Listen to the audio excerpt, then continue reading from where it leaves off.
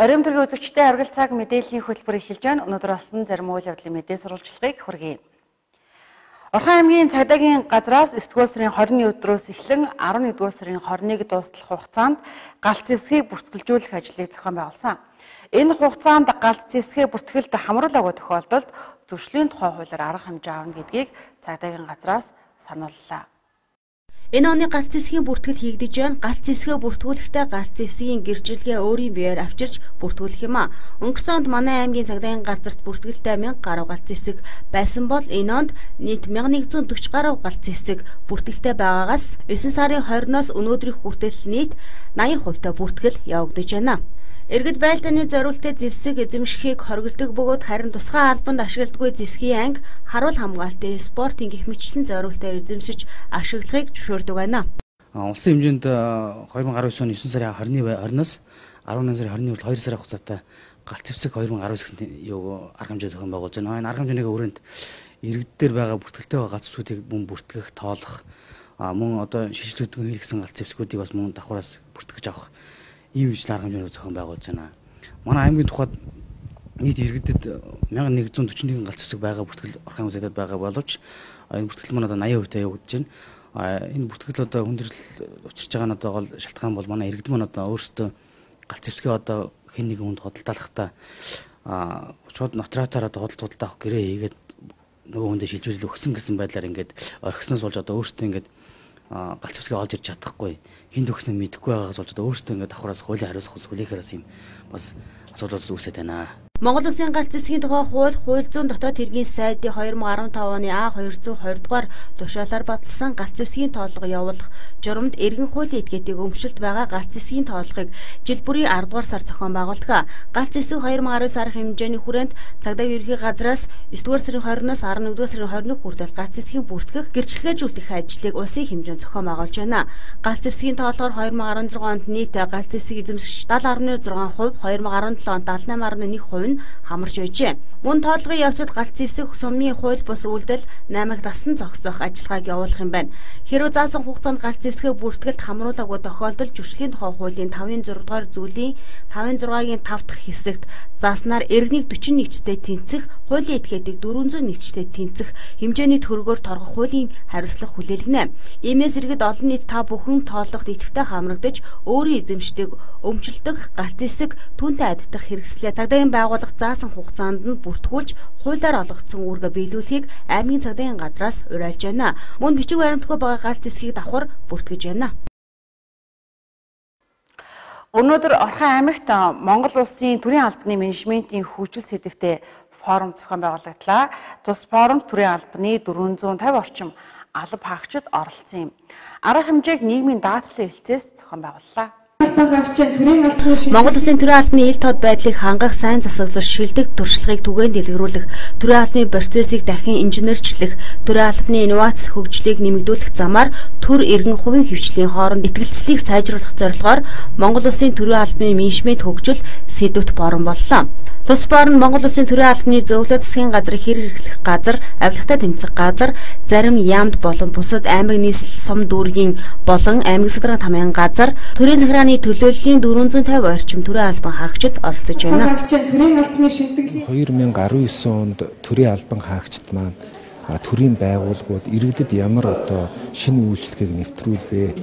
Тэр нэвтэрсэн үйлчлэгээ нь иргэдэд сэтгэл ханамжийн түвшинд нь хүрч чадж гэнэ үгүй юу гэд ингээд олон ажлын эхлэлүүд бол тавигдсан.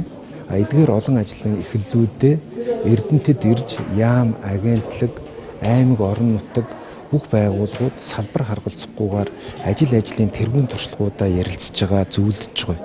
Энэ зөвлөгөө нь яагаад хийгдэх болсон бэ? Форум зохион байгуулагдаж байна уу гэхээр таны асууснаар 1 сарын 1-ээс төрийн албаны тухай хууль шинжлэгдэн батлагдсан. Энэ хууль бол гол зохицуулж байгаа харилцаанд мэрд зарчим буюу чадахуйн зарчим, төрийн албан хаагчийн хүлээн зөвшөөрөгдсөн байдлыг одоо зарчим байгаа. Төрийн албан хаагч мэрэгжлээрээ, мэдлэгээрээ, туршлагаараа, ажлын бүтээмжээрээ ажил чанаржуулах магадлалаараа хүлээн зөвшөөрөгдсөн байвал тэр хүнийг одоо төрөд тогтвортой ажилуулах, шатлан дэвшүүлэх, бусад одоо ажил албыг хийх одоо ийм боломжийг нь бүрдүүлж байгаагаараа энэ хуулийн онцлог бол байгаа. Монгол Улсын төрийн албаны менежментийн хөгжил форумыг Монгол Улсын төрийн албаны зөвлөл, засгийн газар, хэрэглэх газар, авилгатай тэмцэх газар, аймгийн садаргаан хамгийн газар, Эрдэнэт үйлдвэр төрийн өмчт үйлдвэрийн газар, нийгмийн даатгалын хилтэс, олон улсын лед Монголын хөтөлбөрийн тас төсвөл, нийгмийн итгэлцэл доктортой хөгжлийн төв зэрэг байгууллагууд хамтран зохион байгуулж байна. За өнөөдөр олон улсын стандарт нэвтрүүлэлт, процессын дахин инженерчил, мөн одоо захим засаглалыг хөгжүүлэх талаар тодорхой онол практиктай тийм илтгэл тавилаа. За энэ форумын гол зорилго нь юу вэ гэхээр өнөөдрийн наригдаад байгаа захим засаглалыг хөгжүүлснээр яаж иргэдийн шат амжилт багасгах ёстой юм бэ? Ямар боломж, технологи, инновац нь Монголд ороод ирсэн бэ? Мөн одоо ганц орхон гэлтгүй бусад 21 аймаг 9 дүүрэг нийслэл маш олон яамдууд маш олон ажлуудыг хийж байгаа. Энэ болгоныгоо бид нэг дараа цуглаад ойлгож мэдэж авъя. За мөн Орхон аймаг маань энэ дээр нэлээд манлайлж явж байгаа учраас бид тодорхой одоо туршлага хуваалцах гэж мэдээлэл юмнууд бол хийлээ. За бидний гол зорилго юу вэ гэхээр энэ иргэн зарж байгаа маш олон процесс дамжлагыг багасгах, иргэн төрийн албаны одоо хаагчийн царай харж иргэний төрийн албан дээр зарах энэ цаг минутыг богиносох ёстой юм байна. Мөн төрийн албанаас гарч байгаа маш олон эрсдлүүдийг бид тодорхой хэмжээгээр энэ захим засаглал болон процесс үйл явцаас сайжруулснаар багасгах болцоотой юм байна. За хамгийн чухал нь юу вэ гэхээр тэр хүн төвтэй байгууллагын процесс үйл явцуудыг ерөөсөө процесс төвтэй буюу аль нэг хүнээс шалтгааллахгүйгээр жигд явдаг болох ийм л тогтолцооны төлөө бид нар бол явж байгаа. Манай аймгийн хэмжээнд 5,000 орчим төрийн албан хаагч байдгийн 80 орчим хувь нь боловсрол, эрүүл мэнд, соёл урлагийнхан эзэлдэг байна. Монгол Улсын төрийн албаны шинжилсэн найруулга нь 2019 оны 1-р сарын 1-ээс хэрэгжиж эхэлсэн. Төрийн албаны хууль нь өмнөх хуульд хуулийн тунгаллын чиглэлтэй заалтууд олон байсан бол энэ шинжилсэн хуулинд зохицуултын харилцааг зөрчсөн тохиолдолд хариуцлагын тогтолцоо өндөр юм.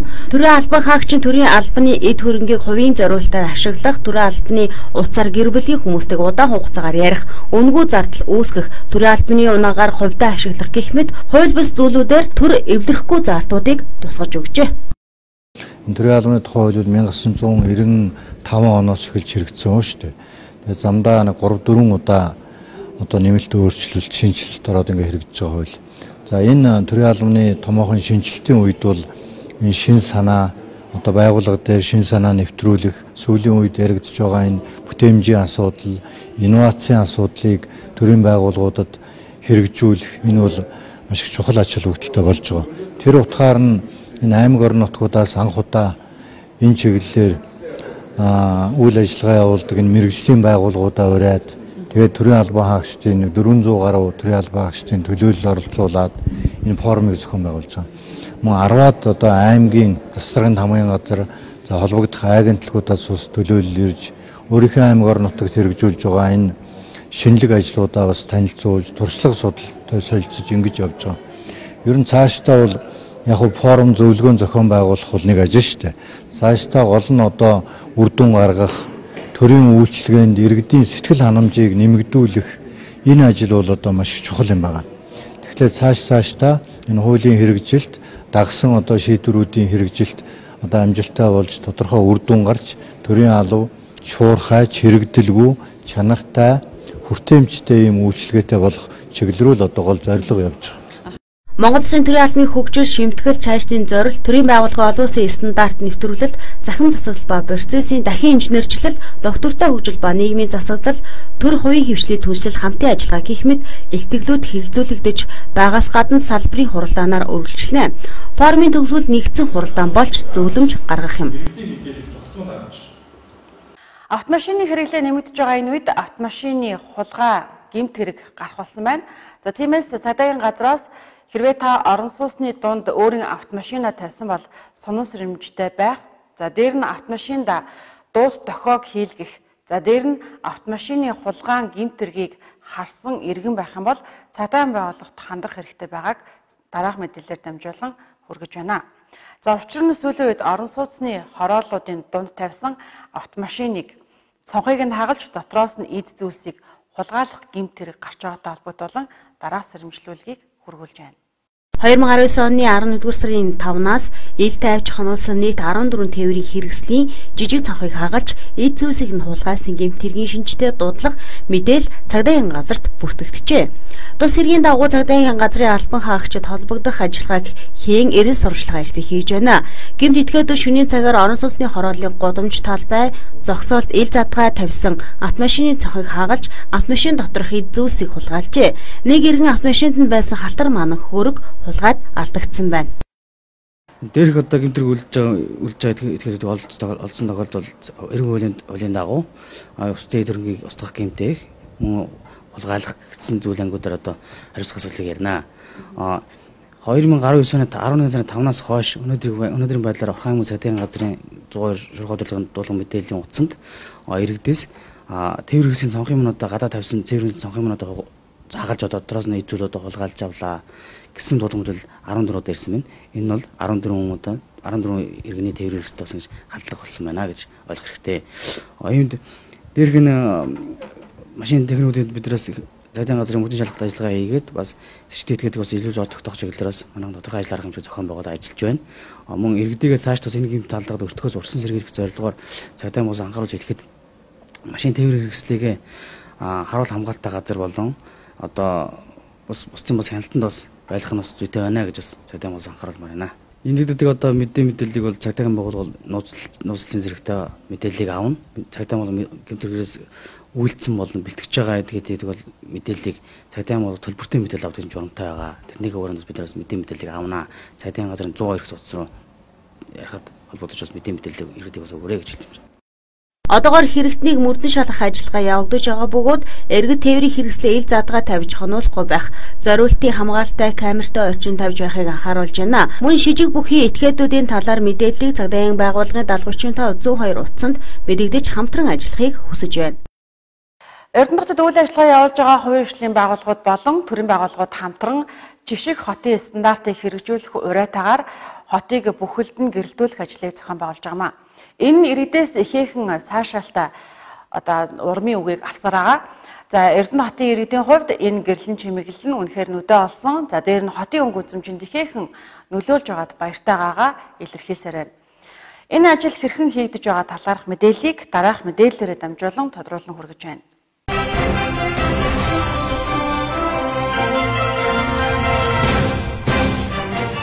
Оргил цаг мэдээллийн хөтөлбөр та бүхэнд тодруулах мэдээллээр үргэлжилж байна.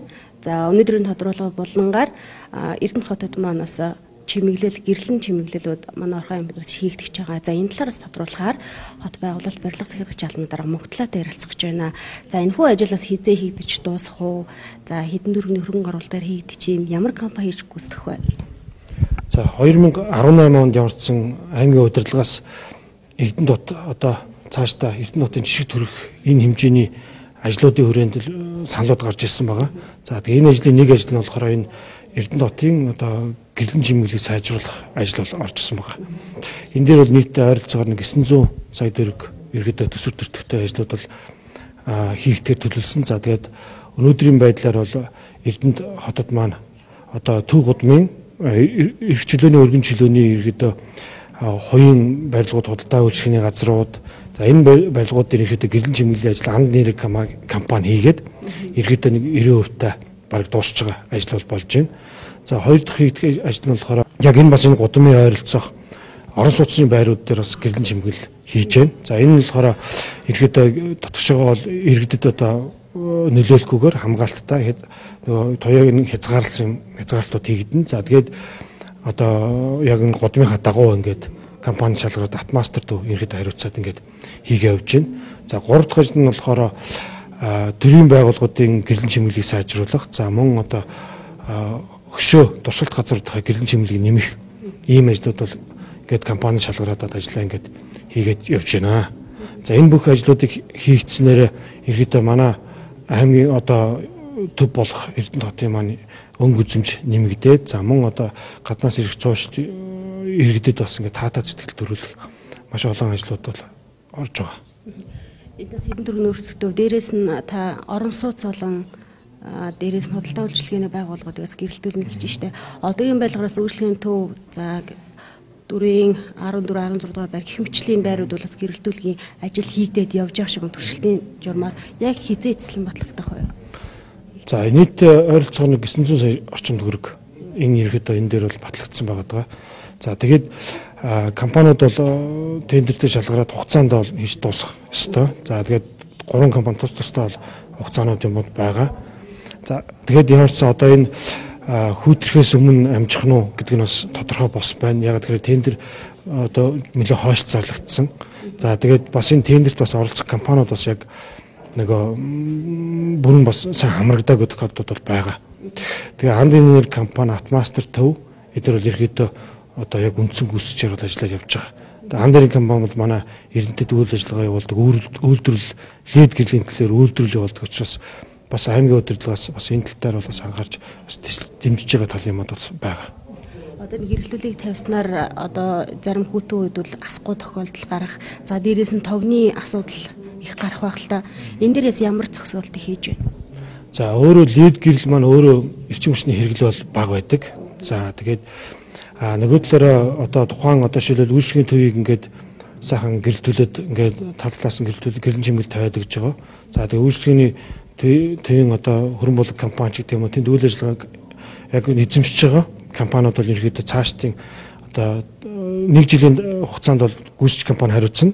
За мөн цаашдаа ерөөдөө бас энэ Эрдэнэ хотын өнгө эзэмшинд нөлөөлөх. За тэгээд тэр тухайн байгууллагын одоо өнгө эзэмшинд нөлөөлөх, худалдаа үйлчлэгийн ажиллагаанд одоо бас нөлөөлөх ингээд маш олон талын ач холбогдолтой учраас тухайн компаниуд цаашдаа ерөөдөө аваад явчих гэсэн эхний бол зохицуулт бол хийгдсэн байгаа.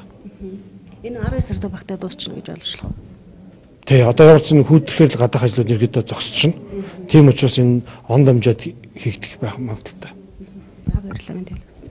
За баярлалаа. Оргил цаг мэдээллийн хөтөлбөр үргэлжилж байна.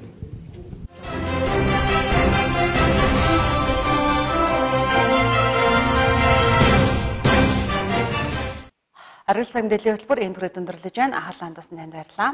Хөтөлбөрийн төгсгөлд энэ өдрийн 20 цагаас маргааш өдрийн 20 цаг хүртэлх хоногийн цагаараа мэдээллийг хүлээн авч үзнэ.